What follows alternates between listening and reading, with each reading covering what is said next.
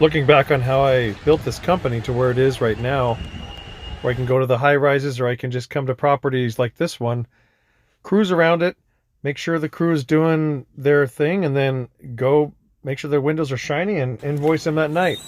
I started out doing residential windows, just kind of like this house here. In this video, I'm doing light fixture cleaning. I could upsell anything: screen repair, light fixture cleaning, interior pressure washing on the outside, interior cleaning, glass table cleaning. The most lucrative thing I've found, one of them, is this light fixture cleaning. You charge about 25 bucks each or 20 each, and you go through and just put this foam on it, agitate it. Someone comes behind you and just sprays it clean. It drip dries clean. You replace the bulbs back in. Give me a call and I could show you how to do all that if you want to. But I started doing residential first, and then slowly moved into commercial, kind of like this building I've been encircling here. And water-fed pole, this whole thing, it's about maybe 1,800 windows, for a few $1,000. And then you go into little higher buildings, maybe 3-story, 4-story, 5-story buildings, and the poles keep getting more expensive and they keep getting taller.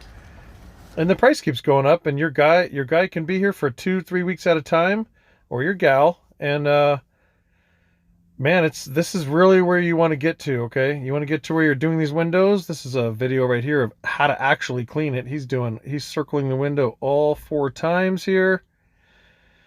Up and down, and he does, you never see a spot in these windows. So however he's doing it in this video is exactly how you want to be doing it. Circle it, go around, and then all he does is just give it a nice rinse once over, and then he goes up to then he does it all again. And then right at the end, he's just gonna, rinse it dry. But you could show your guys do exactly this, the exact same thing. And we do this building, Lord willing it stays, but we've been doing this building about 6 years. And you just get contract after contract. This is a new estimate I'm doing this week. And what is this?